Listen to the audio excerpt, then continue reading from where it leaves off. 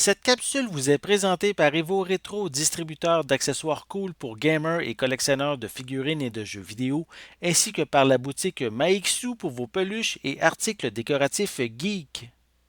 Salut tout le monde, c'est Daniel aujourd'hui avec vous sur cinetechno.com pour vous parler du film Amityville Poltergeist, un film d'horreur dont je n'avais absolument pas entendu parler et pourtant c'est mon dada comme film.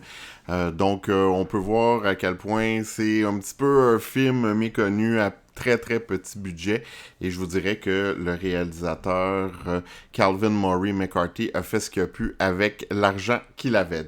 Oui, c'est réalisé par Calvin Murray McCarthy, qui a aussi co-scénarisé le film avec John Hall. Ça met en vedette Connor Austin, Paris Bates, Arisia Duran, John Ashley Hall, Rebecca Kimball, Natalie Lucia, Sidney Wynn Bosch et G. Rebecca Morse.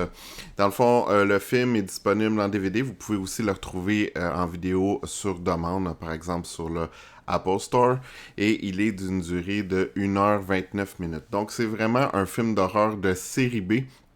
Et d'ailleurs, vous allez voir que malheureusement, il n'y a pas grand-chose qui est à son avantage. En fait, c'est un film assez oubliable, merci. Mais au niveau de l'histoire, dans le fond, ça met en vedette Jim, qui est un jeune homme qui est à la recherche de façons de faire de l'argent. D'ailleurs, il a vendu, disons, certains fluides corporels pour se faire un petit peu d'argent, mettre des billets de côté. Mais bon, c'est quelqu'un qui a plutôt peur des aiguilles et tout, donc il va chercher sur Internet des façons d'avoir une petite job, donc un petit travail sur le côté. Il va tomber sur une annonce pour aller tenir compagnie à une femme qu'on dit sénile. Donc, Jim va être intrigué, va accepter le travail et va aller tenir compagnie à cette dame-là pour une fin de semaine et ça va être un petit peu la descente aux enfers parce que dans la maison de cette femme, il y a des phénomènes paranormaux.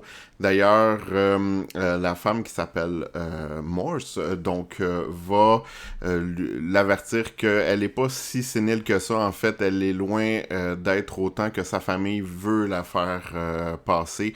Donc, va mettre en garde Jim, mais les phénomènes paranormaux vont prendre le dessus, notamment des apparitions, des cas de possession, aussi on va se mettre à entendre des voix tout au long du film. Donc, vraiment, ça va être un petit peu la descente aux enfers de Jim qui va être particulièrement traumatisé. Mais comme je le disais, c'est vraiment un film de série B.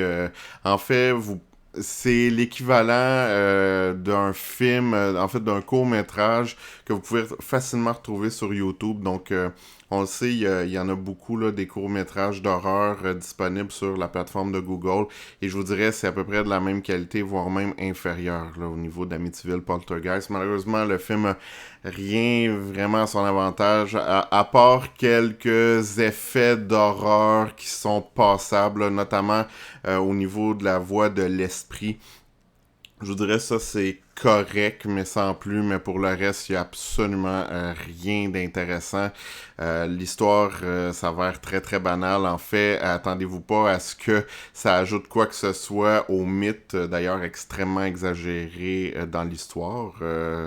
Vous irez lire là-dessus, mais le mythe d'Amityville a été extrêmement exagéré par rapport à l'événement d'origine réelle qui est survenu.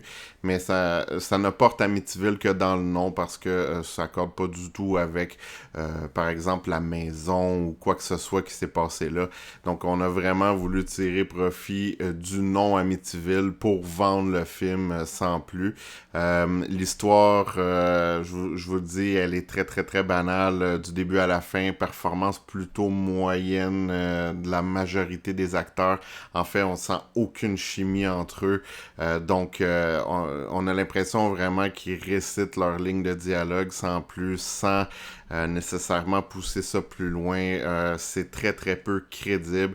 Et en plus de ça, le film contient des effets spéciaux qui sont très, très, très de base. Malheureusement, on voit les limites du budget, mais je vous dirais, il n'y a absolument rien qui va vous accrocher au niveau de l'œil.